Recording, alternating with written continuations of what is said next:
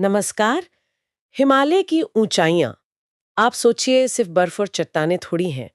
ये तो मतलब कहानियों और रहस्यों का पूरा खजाना है। जी हाँ।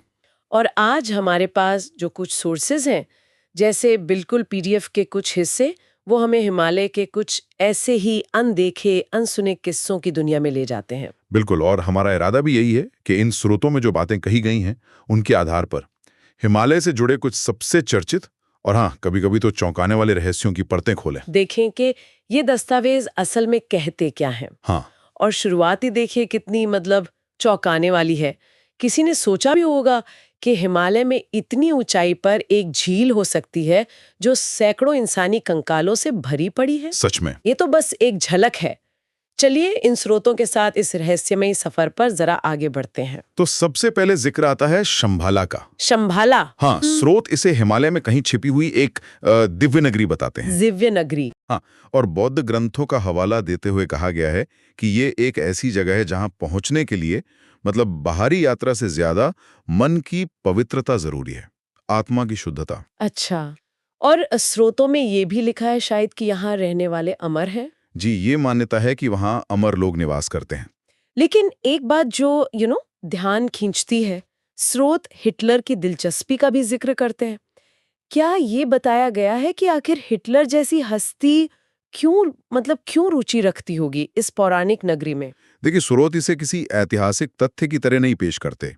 वो इसे शंभाला से जुड़ी जो कहानियां हैं, किंवदंतियां हैं, उसके एक हिस्से के तौर पे बताते हैं अच्छा।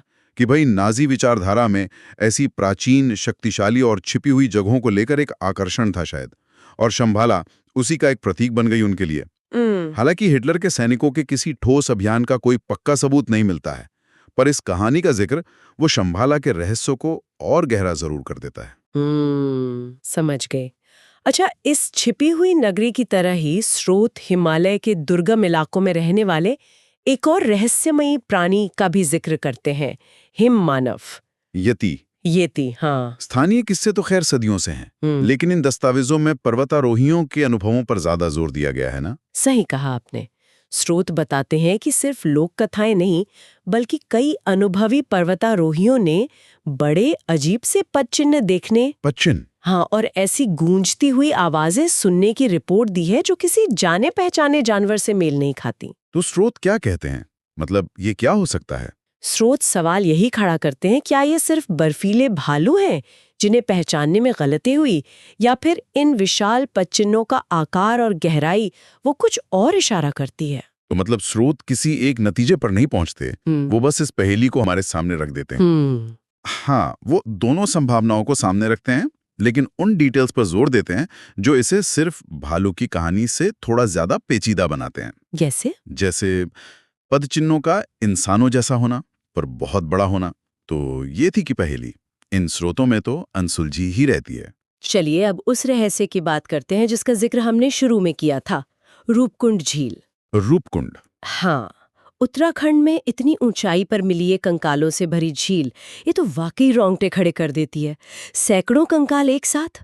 स्रोत इसके बारे में क्या खास बताते हैं? स्रोत बताते हैं कि ये खोज अपने आप में ही बहुत सनसनीखेज थी। हाँ, वो तो है ही। और जब वैज्ञानिक जांच हुई, जिसका जिक्र स्रोत करते हैं, जैसे कार्बन डेटिंग वगैरह और शायद शुरुआती डीएनए विश्लेषण भी, तो पता चला कि ये कंकाल लगभग 9वीं सदी के हैं। 9वीं सदी, काफी पुराने। जी। और मौत की वजह, स्रोत बताते हैं कि ज्यादातर खोपड़ियों पर ना ऊपर से लगी गहरी चोटों के निशान मिले हैं। चोटों के निशान? हाँ, जैसे जैसे क्रिकेट बॉल के आकार के ओलों की जबरदस्त बौछार हुई हो, कोई भयंकर अचानक आया बर्फीला तूफान। बाप रे, ओलों से?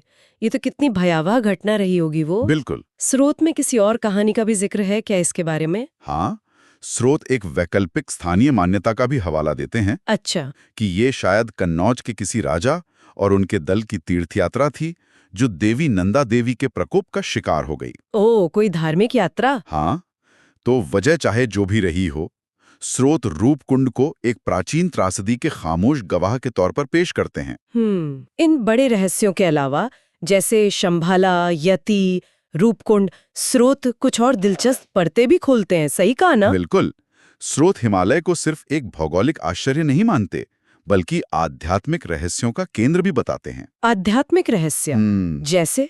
इनमें अमर योगियों की धारणा का जिक्र है, जैसे महाअवतार बाबा जी। महाअवतार बाबा जी हाँ, सुना है। जिनके बारे में कहा जाता है कि वे सदियों से हिमालय की गुफाओं में वास करते हैं। अच्छा। साथ ही कुछ पर्वतों जैसे कंचनजंगा के प्रति जो स्थानीय श्रद्धा और भय है, उसका भी उल्लेख है कि उनकी चोटियों पर चढ़ना क्यों वर्जित या अशुभ माना जाता है, और कैसे ये मान्यताएं पर्वतारोहण से जुड़ी त्रासदियों से जुड़ जाती हैं कभी-कभी। और एक थोड़ा मॉडर्न रहस्य का भी पुट है शायद। मैंने पढ़ा कि लद्दाख जैसे इलाकों में यूएफओ देखे जाने की अपुष्ट रिपोर्टों का भी जिक्र है इन स्रोतों में। हाँ, स्रोत कुछ अपुष्ट रिपोर्टों का हवाला जरूर देते हैं, जो इस क्षेत्र में एक और तरह की अनसुलझी पहेली जोड़ती हैं कि क्या इन दूरदराज ऊंचे इलाकों में कुछ ऐसा भी घट रहा है जो हमारी समझ से परे हैं। ये महज कुछ छिटपुट दावे हैं जिन्हें स्रोत बस दर्ज करते हैं। तो आज हमने इन स्रोतों के जरिए हिमालय के कुछ सबसे अनोखे और कह सकते हैं रहस्यमयी पहलुओं को टटोला। जी। छिपी हुई नगरी शंभाला की खोज से लेकर यति के अनसुलझे कदमों तक, रूपकुंड के कंकालों के पीछे की कहानी और अमर योगियों की किंवदंतियों तक।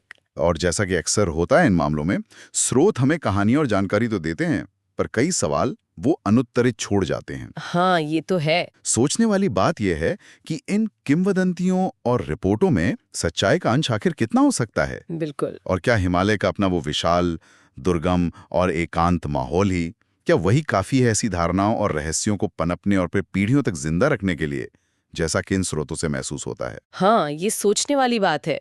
इस पर विचार करना वाकई दिलचस्प है।